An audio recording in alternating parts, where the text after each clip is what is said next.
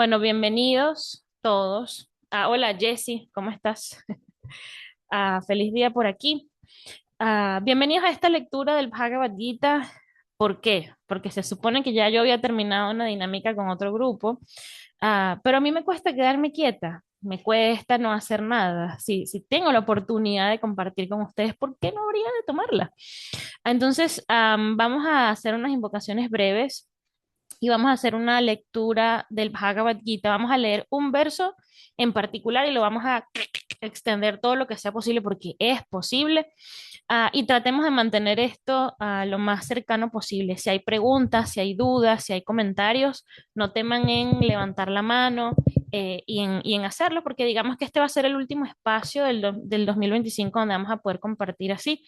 Luego se vendrán otros espacios y otras dinámicas y otras cosas que les iré contando, pero bueno, sin pena, ¿ok? Entonces vamos con unas invocaciones y comenzamos. Om Namo Bhagavate Vasudevaya. Om Namo Bhagavate Vasudevaya. Om Namo Bhagavate Vasudevaya.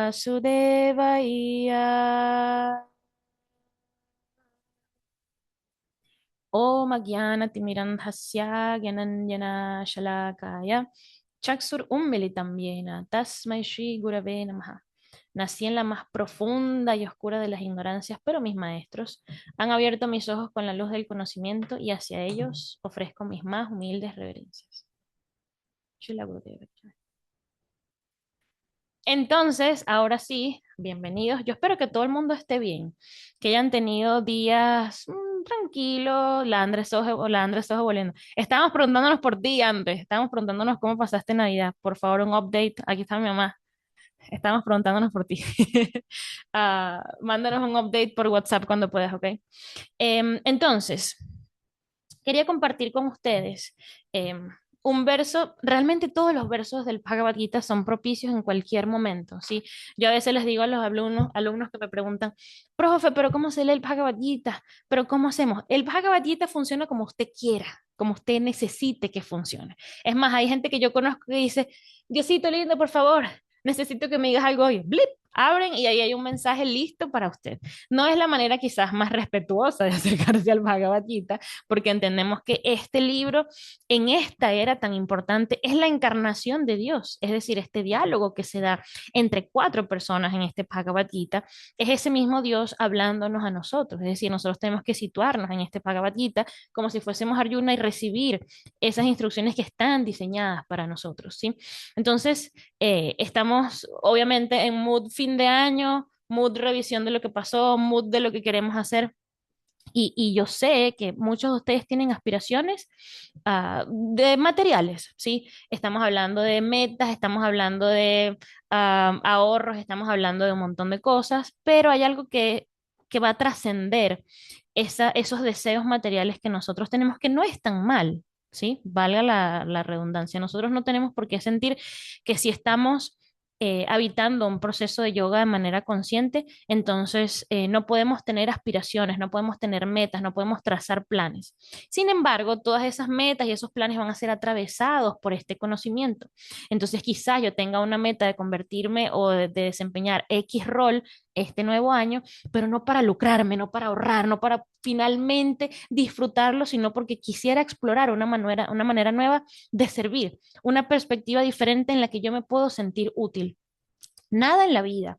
Digamos, no hay ceros en el banco que nos hagan sentir tan satisfechos como cuando uno se siente útil, ¿sí? Desde lo más simple, cuando uno va a una casa y ayuda con los platos, desde que cualquier situación que uno ve a alguien en la calle uno puede ayudar, esa satisfacción de ser útil es lo que realmente llena el corazón. Y cada uno de ustedes que me ve en este momento, en esta llamada, en diferido, en YouTube o en cualquier parte, tienen un propósito, tienen un talento, tienen una habilidad, tienen una misión particular, diseñada específicamente para que usted la cumpla, no para que la manifiestes, para que la materialice, ¿sí? Que es diferente.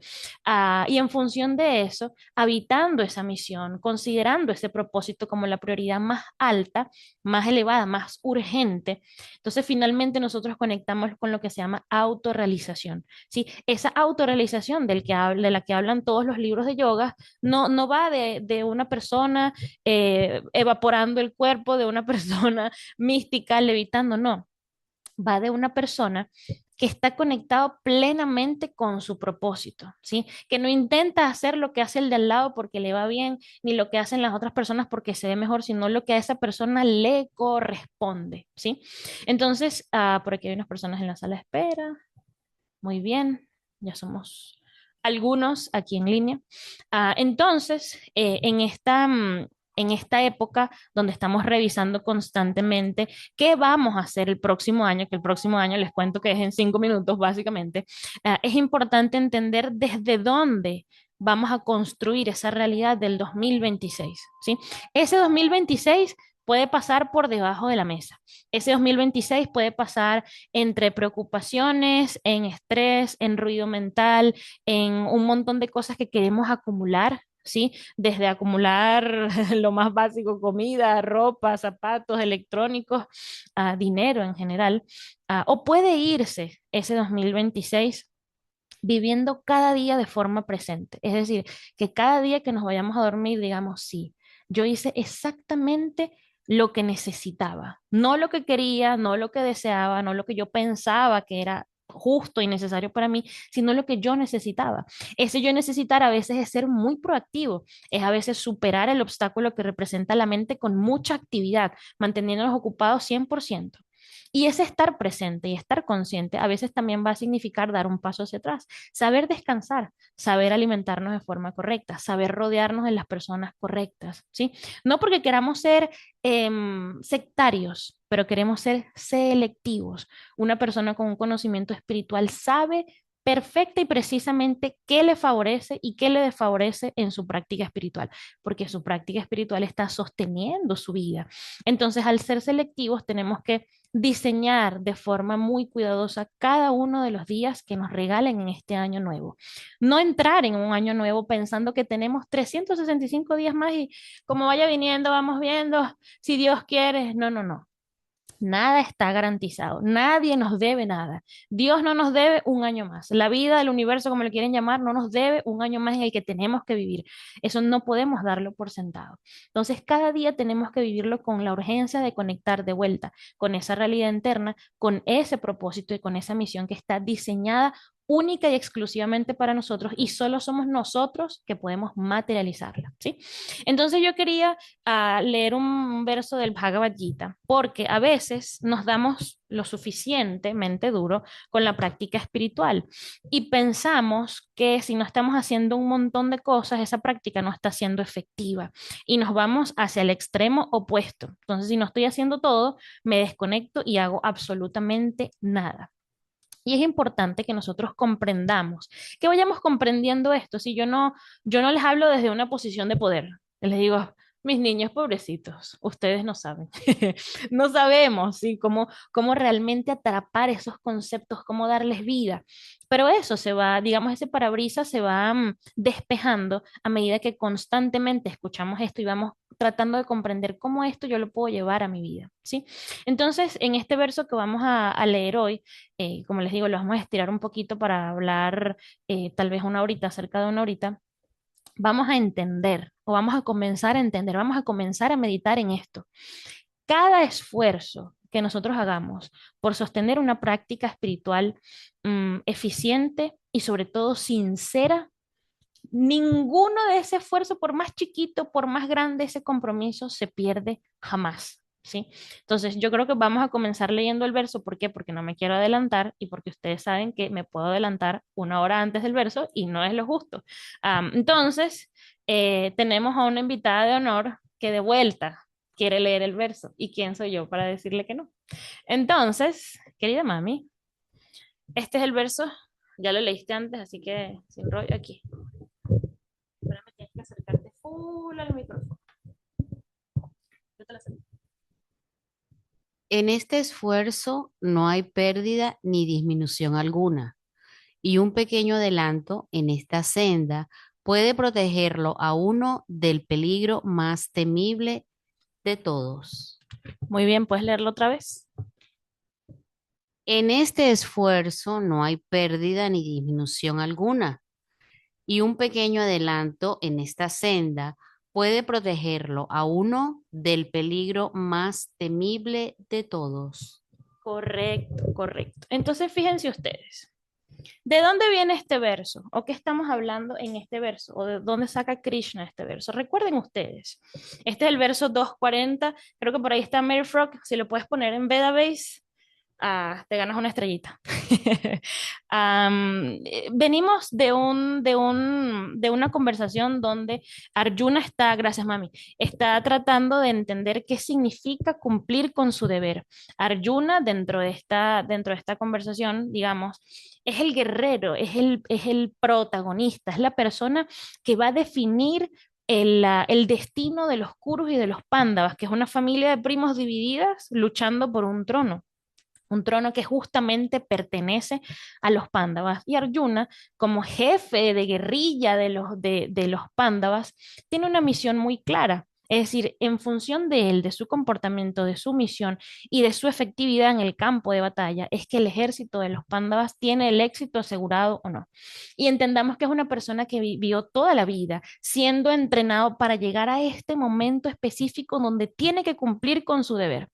Y justo cuando llega este momento específico, listo para cumplir con su deber, él dice, yo no puedo pelear, porque del otro lado están mis primos, están mis abuelos, están mis gurus, está mi familia, yo esto no lo puedo hacer. Entonces, Krishna comienza a describirle a Arjuna, comienza a irse a lo básico, comienza por decirle, mira, lo que tú estás expresando no tiene mucho sentido, estás siendo muy emocional, estás dejando de considerar un montón de cosas que pueden definir el éxito en el campo de batalla. Y él comienza a hablar de la naturaleza del alma, comienza a hablar de la naturaleza de las personas que están en ese campo de batalla.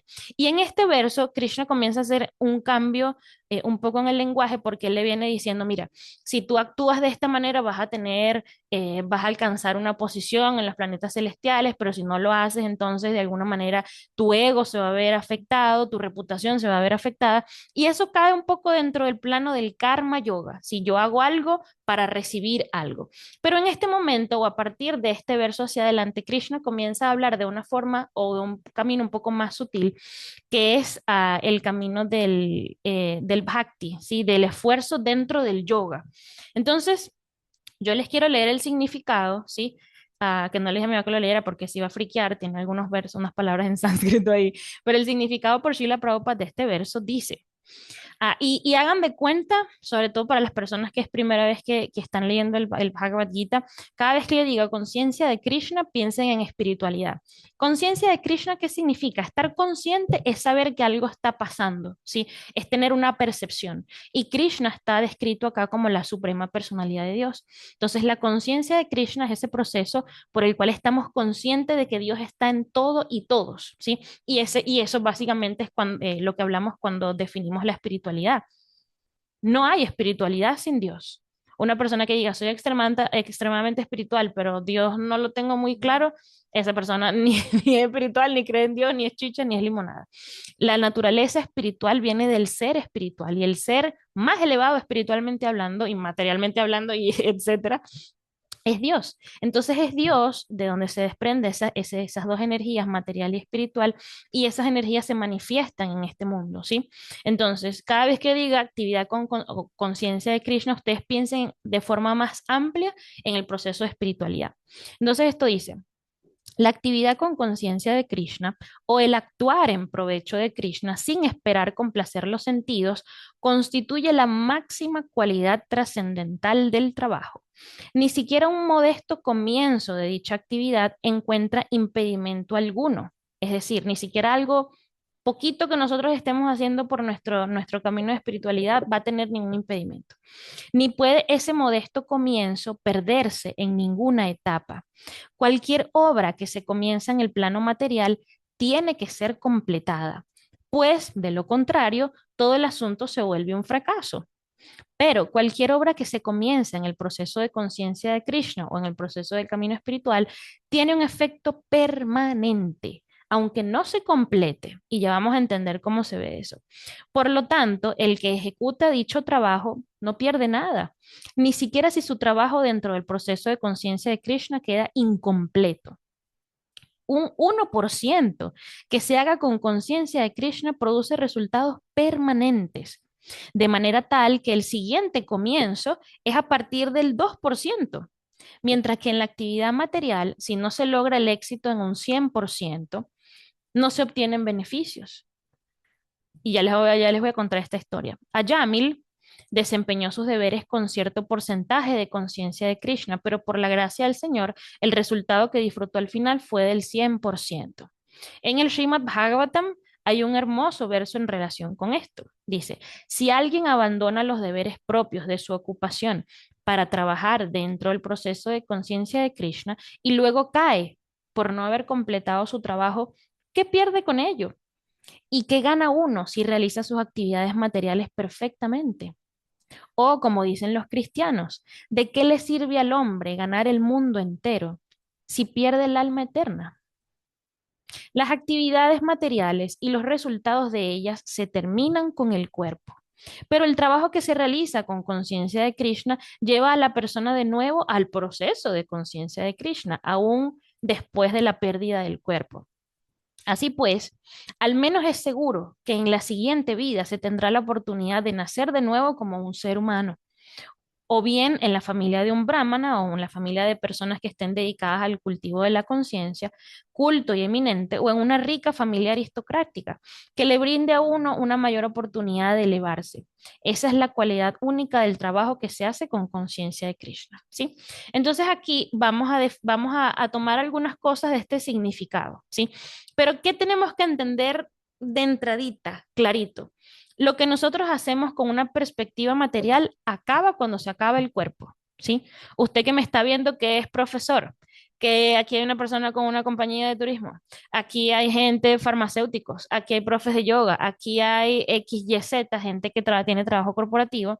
Cuando usted, digamos, esté en su trabajo de oficina, eso que usted está haciendo, si el cuerpo, la oportunidad de evitar el cuerpo se termina, esa actividad se termina. ¿Qué hacen al día siguiente? Vamos a conseguir el reemplazo. Por más que usted sea el top del top del top de la compañía, van a decir, necesitamos que este puesto siga andando. Entonces, lo que nosotros hagamos materialmente se queda, o sea, deja de hacerse, deja de tener sentido y significado y vida cuando se acaba el cuerpo. Incluso antes, porque la mayoría de las personas o bueno, un buen porcentaje, la despiden de sus trabajos y de sus deberes mucho antes de que fallezcan. Sí, le dicen, mira, ya estás entrando a tal edad, vamos a ver si te jubilamos, vamos a ver si buscamos otra cosa para ti. Y ese rol se acaba, ¿sí? Porque es un rol material, ¿sí? No quiere decir que sea un rol bajo, no quiere decir que sea un rol despreciable, no lo vean de esa manera, pero estamos hablando, digamos, de dos planos diferentes. Sin embargo, lo que dice este verso es que cada esfuerzo que nosotros hagamos dentro de nuestro proceso de espiritualidad, y aquí lo definen como cada comienzo de una actividad, así sea un comienzo modesto, ¿sí? Así sea que usted dentro de su proceso de espiritualidad, dentro de su práctica espiritual, se tome 5 minutos para hablar con Dios antes de salir de la casa. Diosito lindo, hoy empieza un día nuevo, por favor, te encargo todo lo que pase, acompáñame. Cada esfuerzo que usted haga, eso no se pierde. Y siempre hablamos de la analogía del banco del karma, ¿sí? Cada uno de ustedes es acreedor de una cuenta en el banco del karma. Entonces, en esa cuenta, todo lo que usted va sumando, todas esas transacciones positivas, son todos esos esfuerzos que usted hace para su práctica espiritual. Cada meditación, cada lectura, cada clase, cada podcast, cada escrito, cada journaling, cada momento de conciencia, así sea ver al infinito y decir, wow, ciertamente soy pequeño, debo tener algo muy importante para hacer para poder conectar con esta grandeza. Cada uno de esos momentos se van sumando al banco del karma. Y si ese cuerpo cambia, cuando nos toque salir de ese cuerpo, porque no es que estamos hablando de algo, de una suposición, supuestamente vamos a salir de este cuerpo, no. Todos ustedes que me están viendo en este momento van a perder su cuerpo material. Hay que entregarlo. Fue un préstamo, lo habitamos y hay que devolverlo. cuando devolvemos ese cuerpo, no devolvemos esas actividades. Entonces, cada una de esas transacciones positivas que entran en el banco del karma se quedan allí. Y cuando nosotros tomamos otro cuerpo en otra forma, en función de ese saldo que esté allí, tomamos una forma diferente y podemos seguir acumulando esos créditos en el banco del karma, ¿sí? Entonces, a veces pensamos que porque nuestra práctica es muy pequeña, es muy modesta, quizás no está teniendo beneficios. Esos beneficios obviamente se van viendo con el tiempo, ¿sí? La mayoría de ustedes, si van al gimnasio, no van a ver posiblemente un buen bíceps, un buen tríceps a una semana o en 2 semanas de ejercicio. Si consideramos que tenemos un montón de vidas actuando y dentro de este ciclo del nacimiento, crecimiento, intento de reproducción, mantenimiento, decaimiento, muerte, nacimiento, y venimos rodando de esa manera y con este momento de conciencia que estamos teniendo en esta vida, estamos tratando de ponerle un freno a esa rueda que va de forma frenética avanzando. Entonces no podemos esperar que un carro que venga a 250 kilómetros por hora por una autopista frene en un segundo.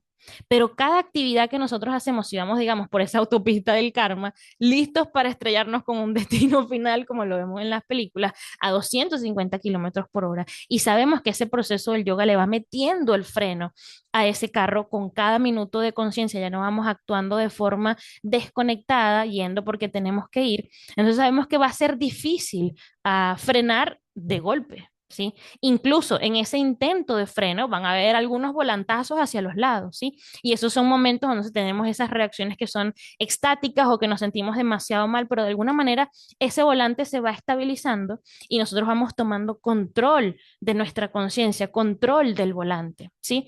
Pero si nosotros decimos, no, bueno, es que si le pongo un poquito el freno, pero igual no va a frenar, ¿para qué lo voy a hacer? Entonces créame que ese está garantizado que usted se estrelle de frente si va a 250 kilómetros por hora, ¿sí? Entonces no podemos, no debemos subestimar cada momento que nosotros tenemos para invertirlo en nuestra práctica espiritual.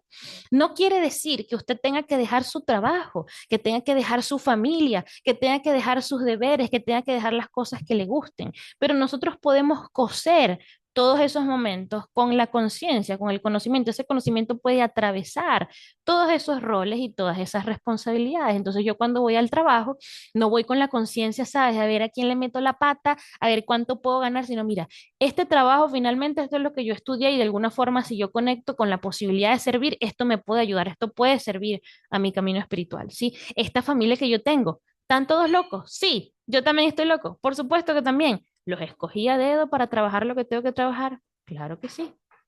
Entonces, todo puede ser una plataforma de conexión con ese conocimiento, pero eso no se da de forma automática. Por eso acá dicen cada momento que uno se compromete, es decir, cada comienzo. Las cosas tienen que comenzar con voluntad propia, ¿sí? Entonces, fíjense que dice, cualquier obra que nosotros hagamos en este plano tiene que terminar. Y algo importante que dice acá, dice, ajá. Ok, tenemos entonces ese 1%, pero de alguna forma, acá dice que lo material puede quedar incompleto. Y no importa si yo tuve la suficiente intención pura de completarlo. Si quedó incompleto, quedó incompleto. Sí, por ejemplo.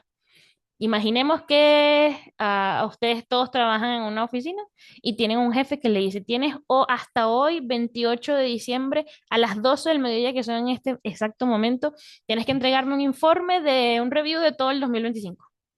Y dice, ok. Entonces tú se preparas durante todo el mes y durante todo el mes empiezan a pasar un montón de cosas, la gente se vuelve loca, estás tú solo en el trabajo, todo el mundo se fue de vacaciones, no lo puedes hacer, le vas a decir a tu jefe, jefe, mira, me estoy atrasando y el jefe te dice, bueno, chévere, te estás atrasando, pero igual tienes que entregar eso a esa hora.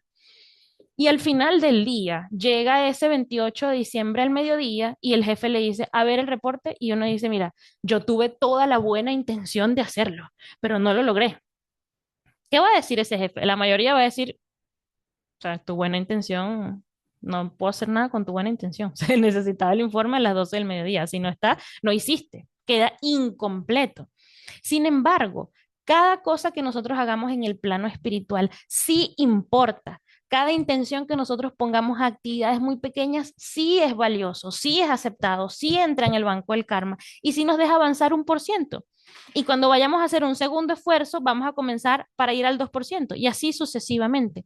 Entonces no hay pérdida. El verso dice, en este esfuerzo, y este esfuerzo lo describen dentro del verso como el yoga, ¿sí?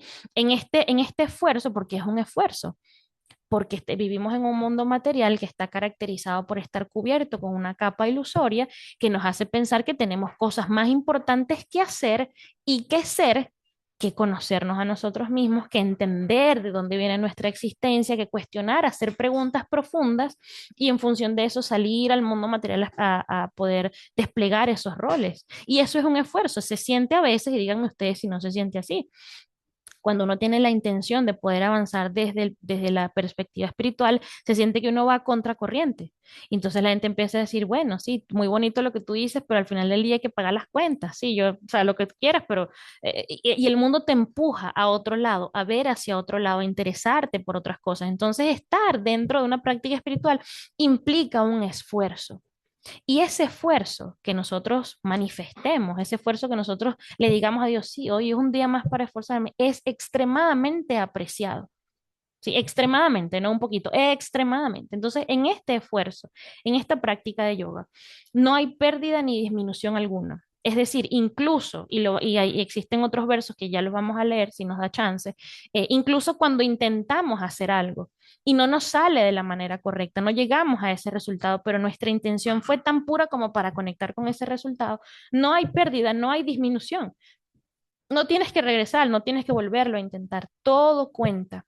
Cada esfuerzo, cada tiempito aparte que ustedes dedican para entenderse desde la plataforma de lo espiritual, que es la única plataforma que tiene el potencial y tiene la certeza de sostenernos, todo es extremadamente apreciado.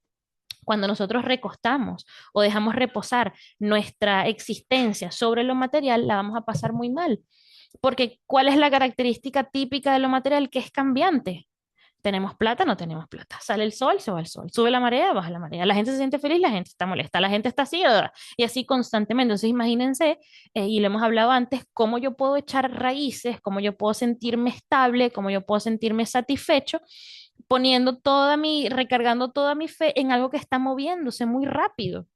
Entonces, por eso yo me voy a sentir, entonces mi mente me hace sentir que estoy arriba, que estoy abajo, que me siento bien, que no estoy bien, porque estoy reposando sobre algo que está cambiando y no los está diciendo el proceso del yoga, o sea, no tenemos que darle mucho a la vuelta. Y lo que no ha cambiado todavía va a cambiar. Los lugares donde ustedes están ahorita, había gente antes, habrá gente después. Las personas con las que ustedes están relacionadas ahorita, algunas están, algunas ya no están. Y eventualmente no estaremos nosotros, ¿sí? Y así sucesivamente, no hay posibilidad de detener el flujo y el tráfico y el ritmo del mundo material. Y el yogi no quiere detener el mundo material. El yogi no quiere que el mundo material cambie. No queremos ajustar todas las piezas para que finalmente yo pueda descansar, Dios mío. No, no, no, no, no. El cambio es interno. Y ese cambio es esa perspectiva. Si yo tengo toda mi fe puesta en un recipiente que tiene un montón de agujeros y cada vez que invierto la fe, se va la fe, se va la fe, se va la fe, entonces podemos pasar toda nuestra existencia tratando de remendar ese recipiente para que finalmente contenga nuestra fe o entender que podemos cambiar de recipiente. Y en este recipiente, cada cachito de fe que pongamos nos garantiza que no va a haber pérdida ni disminución alguna.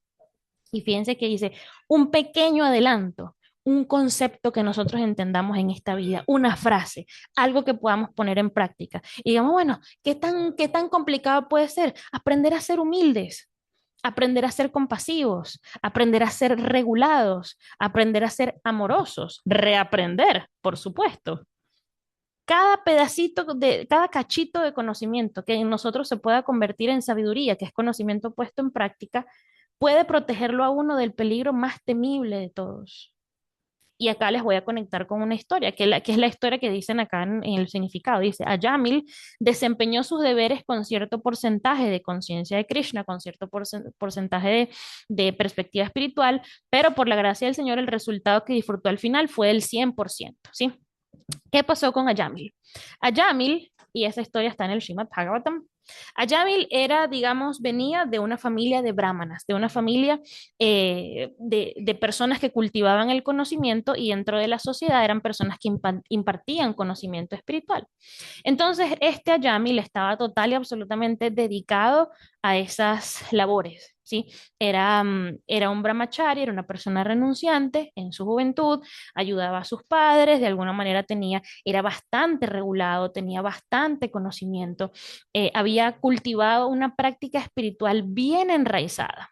Pero se dice que un día fue a recolectar unas flores para su puya, sí, para su ofrenda, y vio a dos personas, vio a un hombre y una mujer abrazados, besándose y de alguna manera teniendo como un intercambio pasional en plena vía pública, que eso perturbó su mente. Perturbó tanto su mente que eventualmente comenzó a desviarse, ¿no? De lo que era su práctica y comenzó a tener otros intereses. Y en esos otros intereses, que por eso es que a veces, igual hacer una pausa, que a veces nos preguntamos, bueno, pero ¿por qué en el yoga hay principios? ¿Por qué hay reglas? ¿Por qué hay regulaciones?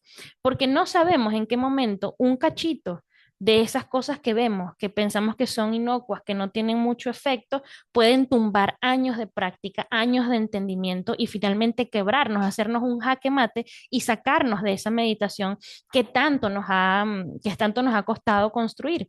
Entonces, una persona que está dentro de la práctica espiritual no es que quiera alejarse de todo porque no tiene la capacidad de alguna manera responder a sus estímulos, pero desde esa conciencia, la regulación le permite garantizar una estabilidad interna que sabemos que lo externo no lo puede dar, ¿sí? Entonces, de alguna forma, a Yamil se perturbó con esa escena que vio y eso se convirtió en su meditación, ¿sí? Así como el dinero se convierte en nuestra meditación, el sexo se convierte en nuestra meditación, la fama se convierte en nuestra meditación, tener la razón se convierte en nuestra meditación y vamos construyendo una realidad en función de esa meditación. Entonces, esa fue la meditación que él construyó y al final entró en contacto con una prostituta y se obsesionó con esa prostituta. Y al final del día tuvo 10 hijos con esa prostituta. Y en esa sociedad védica de ese momento, cuando los niños nacían, recibían nombres devocionales, no por iniciación, sino porque digamos, era una costumbre, ¿sí? Y el último hijo que él tuvo, el hijo más pequeño, se llamaba Narayan. Narayan es uno de los nombres de Krishna. Entonces, a ese hijo Narayan, que quizás aquí hay hijos menores, se convierten como en la mascota de la familia, aunque realmente los hijos menores son rebeldes, en realidad. Los mayores tendemos a ser como un poco más responsables, pero ok, eso puede que sea una estadística auditable.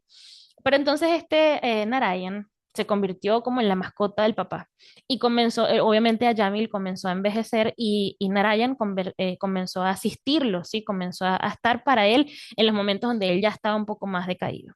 Entonces se dice que llegó el momento, llegó el llegadero, llegó el momento de la verdad y a Yamil ya le llegó el momento de abandonar su cuerpo, ¿sí? Y se dice que cuando uno va a abandonar su cuerpo, existen entidades que en función de ese saldo en el banco del karma, llegan hacia la persona para facilitar el tránsito a donde sea que tenga que ir, ¿sí? Y ese tránsito lo facilita alguien que se llama Yamaraj. En la cultura védica, todas esas energías son personas, ¿sí? No son como solamente energías, sino que son personas que toman el servicio de encargarse de ciertas cosas, del sol, de la luna, de la lluvia, del viento, todo. Detrás de cada energía en la filosofía védica hay una persona.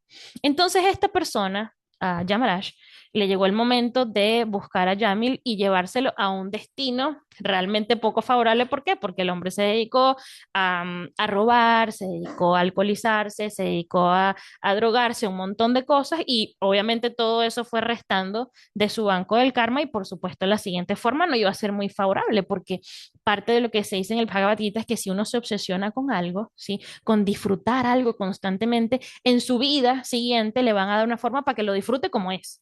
Así como cuando uno era chiquito y uno se ponía a llorar y los papá le decía, bueno, si sigues llorando te voy a dar una razón para que sigas llorando. Bueno, aquí el karma nos da una razón para que sigamos disfrutando lo que queremos hacer. Entonces, si somos personas que comen demasiado, están obsesionados con la comida, entonces quizás tengamos la forma de un animalito que le encante comer sin parar. ¿sí? Y en esa forma de conciencia más limitada, ¿sí? Porque los animales son conscientes, pero no son capaces de cuestionarse, de decidir más allá de sus instintos, entonces nuestro potencial se comprime un poco. Por eso es que nuestra intención es poder mantener este nivel de conciencia y elevarlo, buscar expandirlo, no entrar en formas que compriman ese potencial.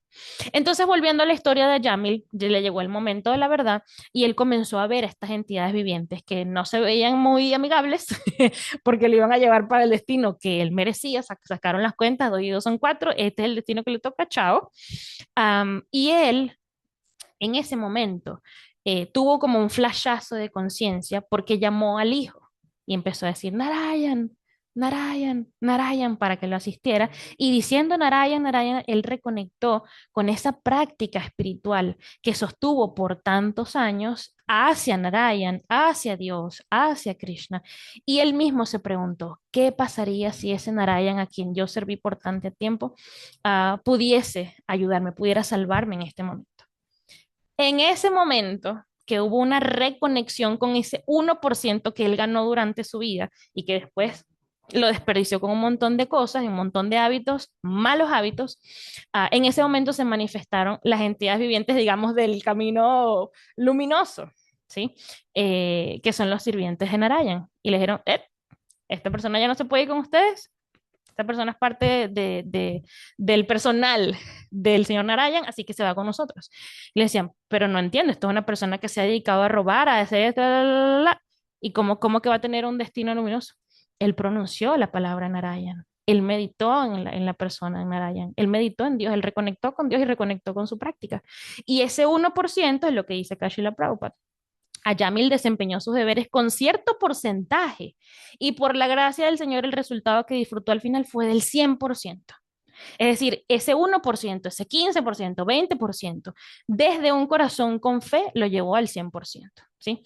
Entonces, cada esfuerzo que nosotros hagamos no tiene pérdida y tiene el potencial de protegerlo a uno del peligro más temible de todos, ¿sí? Que no necesariamente es la muerte. En este mundo material tenemos suficientes preocupaciones y más de uno de ustedes me consta, porque son alumnos míos, han tenido fosos trifásicos en su vida donde este conocimiento se ha convertido en una tabla de salvación, se ha convertido en decir, gracias Diosito que yo tengo, me acuerdo de esta historia, me acuerdo de este verso, me acuerdo de esta lección, de este hashtag, de esta conversación, de esta clase, y puedo ver las cosas de un punto de vista diferente.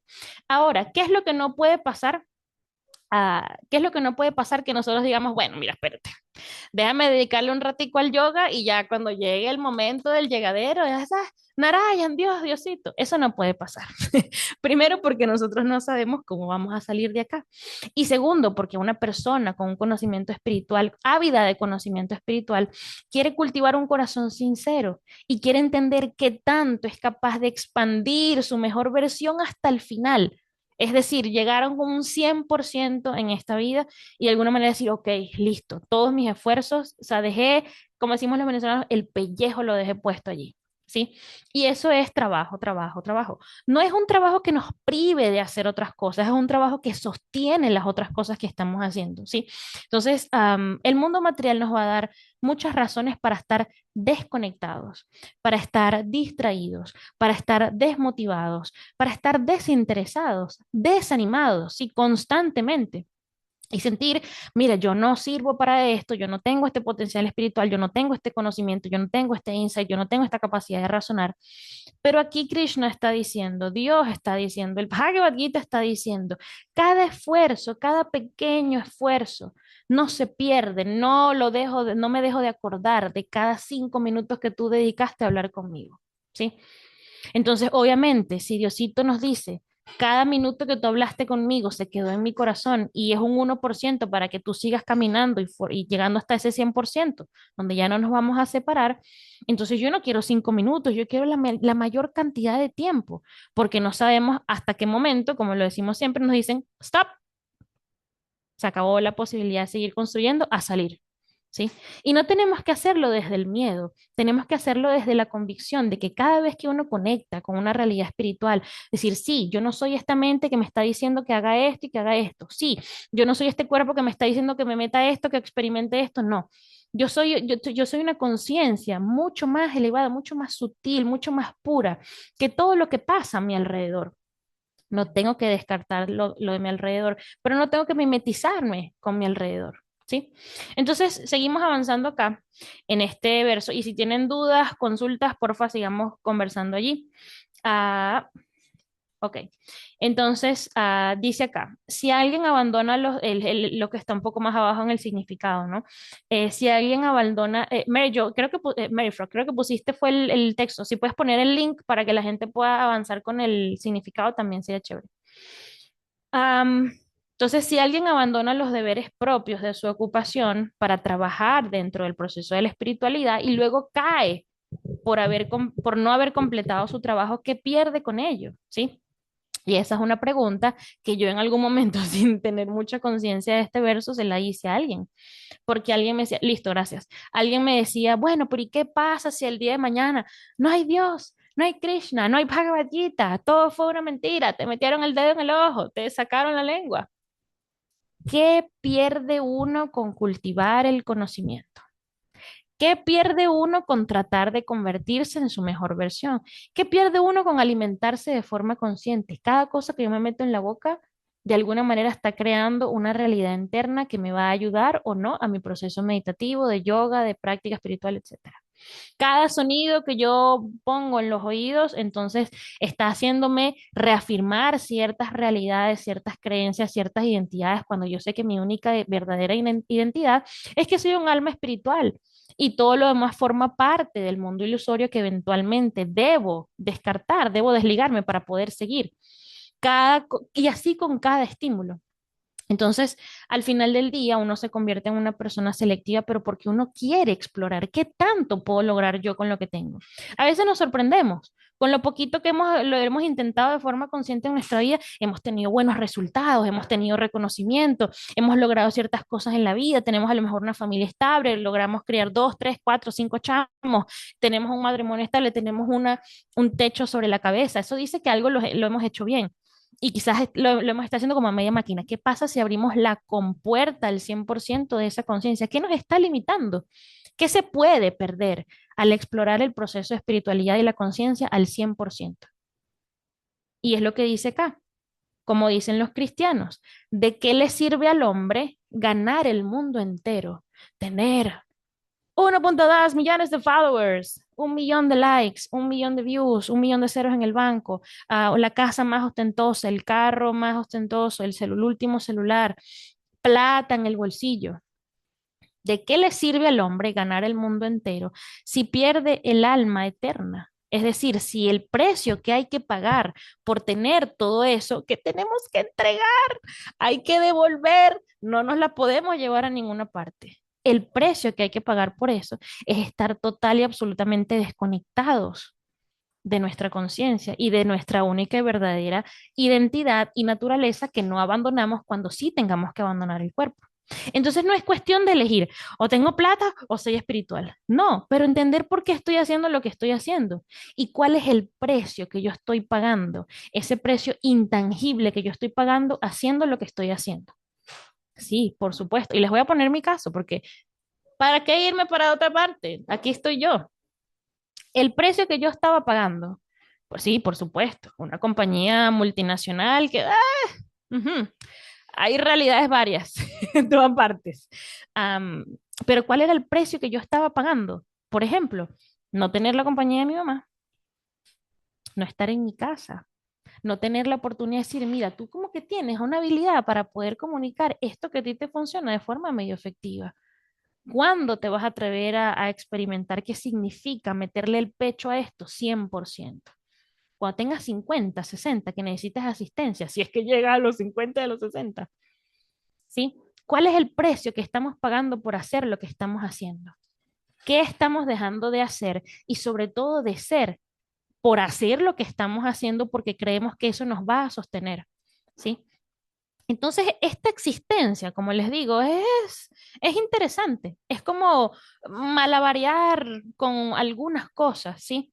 Pero si nosotros tenemos la mirada puesta en esa meta suprema, que es reconectar con esa naturaleza espiritual, de forma definitiva, entonces la brújula siempre está encaminada y sí, podemos trabajar y sí, podemos estar en ambientes corporativos. Yo estuve muchos años así, 10 años de mi vida en el mundo corporativo, pero con un ojito, ¿sabes? Puesto. Listo, soy súper funcional aquí, pero estoy conectada con lo fundamental, hasta que eventualmente lo fundamental se hizo urgente. Decimos, bueno, ok, ahora que haya que volver a otras realidades eventualmente en el futuro, por supuesto, pero con otra perspectiva, ¿sí? Entonces, ahora que todos estamos modo, viene el año nuevo, ¿qué vamos a hacer? Año nuevo, vida nueva, versión nueva, cambio de look, cambio de un montón de cosas. ¿Qué es lo que realmente tenemos que cambiar para que el precio que tenemos que pagar por lo que estamos haciendo no cueste nuestra propia alma, no cueste el entendimiento de nuestra única y verdadera identidad y de nuestro único y verdadero propósito, que es la reconexión con una realidad superior que no tiene otro nombre que Dios? Sí, todo lo demás va a fallar. Todos los demás van a fallar. Así quieran estar y servirnos a nosotros hasta el final, van a fallar porque eventualmente tienen que seguir, tienen que desaparecer tanto como lo tenemos que hacer nosotros. Entonces no es convertirse como una persona abstracta, una persona que no quiere, ¿sabes?, relacionarse mucho porque todo esto es ilusorio. No, no, no.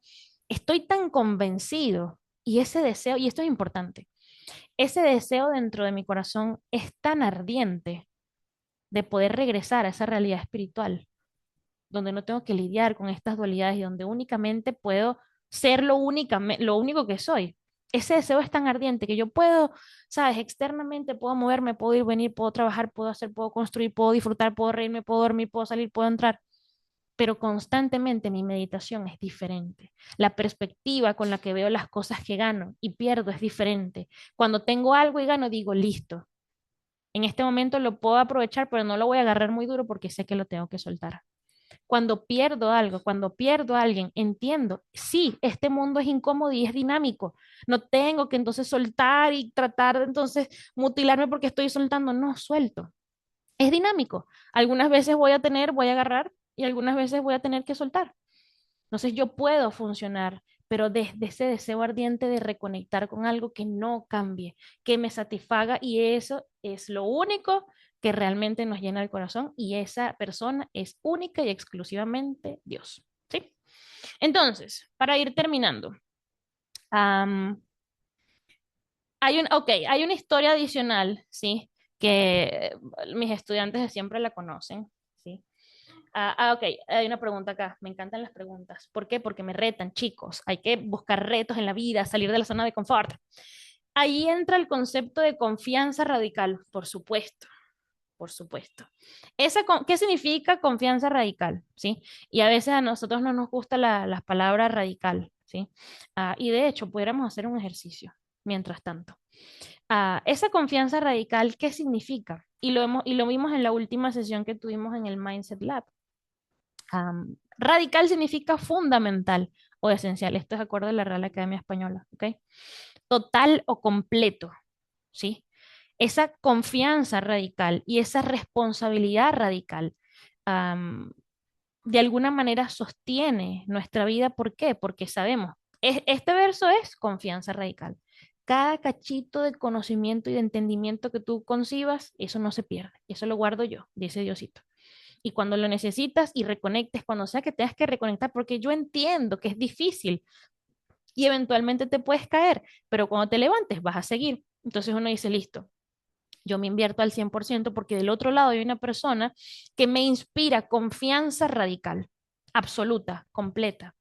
Yo entiendo que esa persona llamada Dios tiene todo considerado, ¿sí? No tiene todo previsto, ¿sí? Como que sí, esta persona va a hacer esto y va a decir esto, ¿no? Él considera todo ese abanico de posibilidades que tenemos. Dedicar 5 minutos o no dedicar tiempo. Leer media hora o no leer. Hablar con él 5 minutos o no hablar. Todo eso está dentro de su panorama. Y todo eso lo va permitiendo que eso suceda. Entonces, esa confianza radical nos hace sentir que sea lo que sea que nosotros decidamos en pro de nuestra espiritualidad es extremadamente apreciado. y al mismo tiempo hay una reciprocidad activa, ¿sí? 100%, como en cualquier relación, ¿sí? Como cualquier relación de cualquier persona. Y esa responsabilidad radical me hace entender al final del día, cuando sea que llegue el final de nuestros días y esas cuentas en el banco del karma comiencen a darse, que el resultado, que el saldo final que me muestre la pantalla cuando yo tenga que irme, es mi responsabilidad. Ahí no cae, es que yo no, no, es tu responsabilidad. Yo te dije que podías hacer un 1%, como lo hizo Yamil, un 1% y desconectarte si es que la vida te llevó a eso, pero reconectar eventualmente. Pero quisiste reconectar, pudiste explorar, pudiste al menos tratar de, por curiosidad, entender qué pasaba. No, ok, listo, entonces asume las responsabilidades. Si querías disfrutar esto, si querías meditar en esto, si querías invertir tu vida en esto, disfruta pues de esa nueva realidad que tanto habías deseado. Así fue como llegamos acá. ¿Qué pasaría si yo pudiera tratar de controlar todo, tratar de disfrutar todo, tratar de ser el centro? Listo, déjame confeccionar un mundo que te haga percibir que estás persiguiendo esa meta, pero nunca la vas a alcanzar porque no es tu rol en particular, ¿sí? Entonces, de alguna forma, tenemos que entender que esa confianza radical y esa responsabilidad radical dependen de nosotros. Nadie nos va a otorgar fe. Usted no puede ir, como siempre lo decimos, usted no puede ir al abasto y decir, señor, ¿cuántas marcas de fe tiene? ¿Me da 500 gramos de fe? Ojalá pudiésemos hacer eso, sería más fácil. Pero esa fe, esa confianza se construye y hemos dicho que fe es confianza por experiencia. Entonces, para yo tener una experiencia, yo tengo que iniciar algo, como dice aquí, comienza con algo. Comienza con 5 minutos, comienza con 10 minutos de exploración de esa práctica espiritual y esa experiencia va alimentando esa fe. Y esa fe finalmente va construyendo esa confianza radical y te va dando la responsabilidad radical de actuar acorde a esa fe. O sea, la brújula se va moviendo, pero depende de nosotros, ¿sí? Y para cerrar con esta historia, hay una historia que está en el Srimad Bhagavatam también, y como les decía, mis estudiantes se la saben, y es de este personaje llamado Gajendra, ¿sí? Gajendra. Gajendra era el jefe de los elefantes dentro de su sociedad de elefantes, ¿sí? Pero Gajendra en su vida pasada había sido un rey llamado Indradyumna, un rey que había tenido una práctica espiritual muy avanzada, ¿sí? Mary Frog, si puedes soltar por ahí una foto de Gajendra en el momento clave, chévere. Entonces, este rey Indradyumna cometió una ofensa y de alguna manera se vio obligado a tomar la forma de un elefante en su siguiente vida. Pero un elefante opulento, el rey de los elefantes, ¿sí? El líder de la manada de los elefantes, ¿sí? Que de alguna manera él se creyó su papel y dentro de la manada de los elefantes de alguna manera se comportaba de esa forma, hasta que un día fueron a, digamos, un día familiar, posiblemente un diciembre, a pasar unas vacaciones y entraron en un lago. Gallendra, digamos, él entró primero y su familia se quedó como en la orilla de ese lago, un hermoso lago lleno de lotos, era el día perfecto, era, digamos, el momento perfecto para estar ahí compartiendo en familia. Y cuando él entró al agua, sintió la mandíbula de algo que le atrapó una pata, ¿sí? Entonces, cuando uno entra a la playa y algo le atrapa como un algo, una cosa, uno primero como que se lo intenta así sacudir, ¿no? Y él con toda la confianza del mundo moviendo la pata así como, bueno, X, cualquier cosa. Y se dio cuenta que eso que lo había atrapado estaba comenzando a apretar, apretar, apretar, apretar. Y se dio cuenta que era un cocodrilo. Entonces su familia, que estaba al otro lado, empezaron a reírse, pero eventualmente se dieron cuenta que él la estaba pasando muy mal y que eventualmente no se podía soltar de ese cocodrilo. Y en el Srimad Bhagavatam se dice que esa pelea del elefante tratar de sacar al cocodrilo a la tierra y el cocodrilo en su elemento, jalarlo más hacia el agua, duró 1000 años, hasta que Gayendra comenzó a meditar y empezó a decir, mira, yo puedo estar aquí jalando esta pata mucho más tiempo, pero esto no está dando resultados. Y eso hemos sido nosotros muchas veces en la vida, tratando de luchar con la energía material, tratando de sobreponernos, tratando de vencer, tratando de que nos reconozcan esto, que la gente se adapte, que la gente nos respete, que la gente compense lo que nosotros hacemos, que la gente sea recíproca, y no, y no, y no, y no, y no, y no, y no. Y Gayendra se dio cuenta, mira, no puedo con esta energía, no puedo.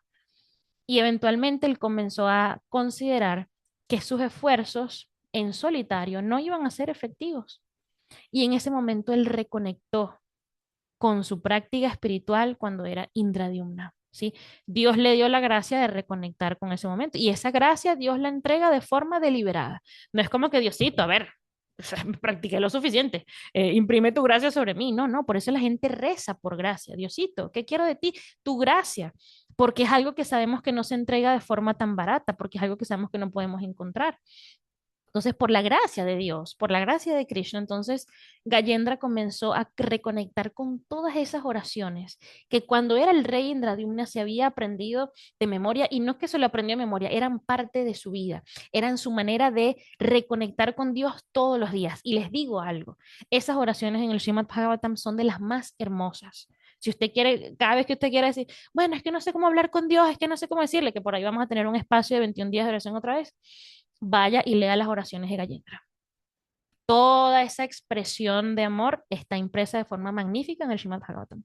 Entonces él comenzó a reconectar con esas oraciones y en vez de estar pendiente de todo lo que él no podía controlar, se dio cuenta de qué tanto se podía rendir y empezó a meditar en esto, empezó a meditar. Toda esta realidad está ajustada acorde a mi karma y no lo ajusta una entidad cualquiera.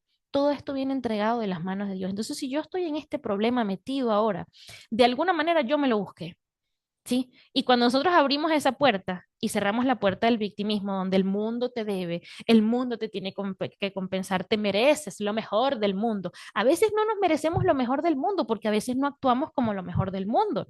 ¿Cómo van a poder dar esas matemáticas si vamos por la vida siendo groseros, siendo apáticos, siendo agresivos, siendo desconfiados, siendo una versión muy básica, muy amarga de nosotros mismos, pero queremos que el mundo nos dé todo?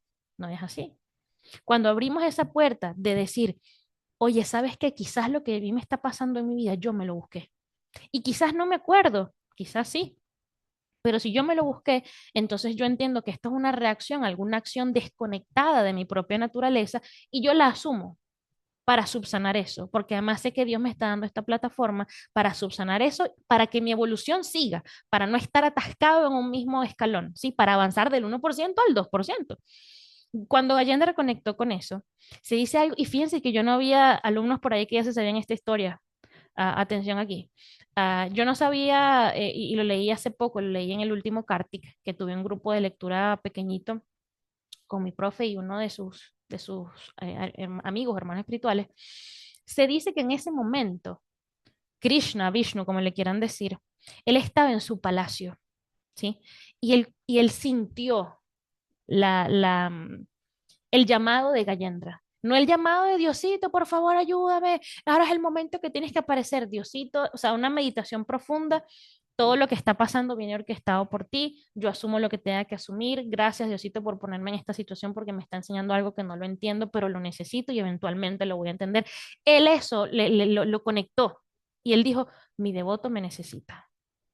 Y en ese momento su ave, que es Garuda, ¿sí? Pues el ave que lo transporta, digamos, le dijo algo así como que tienes que póngase las pantuflas, misión, le dijo como que, ¿qué me estás hablando? Mi devoto me necesita. Y él corrió incluso dentro del palacio. Garuda tuvo que activar su vuelo y salir. Porque no hubo como ese formalismo de que Dios, bueno, vamos a ir de forma. No, es ahorita que mi devoto me necesita, mi devoto que se olvidó de mí, mi devoto que cometió alguna falta y mi devoto que está sufriendo las consecuencias de esa falta me necesita. Es ahorita que nos vamos. Que si la corona, que si los zapatos, olvídate, dale, métela, mete el acelerador. Y cuando llegó el momento de que Krishna llegó a la escena donde estaba Gajendra peleando con ese cocodrilo, Entonces Gayendra hizo lo único que podemos hacer nosotros en esta vida, que es rendirnos. Él agarró un loto de ese lago con su trompa y lo ofreció a Dios. Le pudo haber dicho, aquí estoy, sálvame. No, agarró una florcita y con la trompita y con los ojos llenos de lágrimas le ofreció esa flor de regreso. Yo les pongo el extracto y le pongo las oraciones por el chat y les pongo la fotico, ¿sí? Y en ese momento, por supuesto, hubo una liberación de ambos. Ese cocodrilo que estaba ahí luchando con Gallendra también se liberó porque era una persona que había cometido otra falta y entonces de esa falta estaba tomando esa forma de cocodrilo dentro de ese pasatiempo para lograr, digamos que todo el karma está conectado, todas las personas que conocemos, todas las personas con las que interactuamos tienen un rol dentro de nuestra karma y nosotros en el karma de ellos que está perfectamente diseñado, así no lo entendamos, así sea muy amargo, así sea muy doloroso, todo lo que nos hacen y todo lo que nos hacemos y hacemos está diseñado, pero nosotros podemos filtrar lo que hacemos siempre. Siempre puede haber como un impacto reducido de ese karma. Entonces, al final del día, ese cocodrilo se liberó, Gallendra se liberó y todo el mundo feliz y en paz. Pero, ¿qué nos interesa de esta historia? Es que si nosotros construimos de forma consciente una plataforma espiritual, en el medio del peligro más temible, como lo decía el verso, vamos a estar protegidos, vamos a superar eso. Y no sabemos en qué momento se viene ese momento más temible. Entonces no podemos confiarnos. Cada cachito que nosotros dediquemos de tiempo para entender, para profundizar, para reconectar con Dios, va a ser la tabla de salvación que vamos a necesitar en el momento menos pensado, pero más necesitado. Entonces, para cerrar esta llamada y, digamos, devolverles su día domingo, si nosotros, quédense con esta idea, si nosotros nos dedicamos a calcular y a construir todo desde la perspectiva material, a pesar de que ganemos, vamos a perder. Pero si lo que hacemos, lo que calculamos, lo que construimos y nuestros esfuerzos está siempre desde la plataforma de lo espiritual, aunque perdamos, todo es ganancia. Voy otra vez. Si construimos, si nos esforzamos, si todo lo que hacemos viene desde la perspectiva material, así ganemos, eventualmente vamos a perder. Está garantizado. Pero si todos nuestros esfuerzos vienen desde la plataforma espiritual, así perdamos, siempre estamos en ganancia. Siempre estamos protegidos, siempre estamos sostenidos, siempre estamos a salvo si buscamos esa reciprocidad con nuestras acciones, con nuestros pensamientos, con nuestras palabras y con el proceso del yoga. No hay que inventarse el agua tibia, no hay que ir a inventarse un yoga diferente, un proceso diferente, una meditación diferente. Esto que estamos haciendo ahorita, en este momento, esta conversación que estamos teniendo, esta hora de conocimiento que estamos construyendo, es ese 1% que quizás cuando en el 2026 pase algo sea la tabla de salvación. Y a lo mejor ustedes cierren los ojos y mentalmente ofrezcan ese loto a Dios cuando la cosa se ponga complicada, materialmente hablando, porque espiritualmente jamás vamos a perder. ¿Sí? Entonces yo no puedo hacer algo más que desearles, como les decía en el último reel que le subí, no un próspero año nuevo, no bendiciones, no que les llegue una fortuna, no, no, no, no, no. Yo quiero desearles que no sea un 1% lo que ustedes construyan este año. Que ustedes al final del año digan, profe, ¿sabes qué? 60% listo de esta vida y me puedo ir cuando me llamen porque todos mis esfuerzos están impresos en cada uno de los días que yo pueda vivir. ¿Sí? No subestimen el tiempo que tienen en sus manos, no subestimen su salud, no subestimen su interés.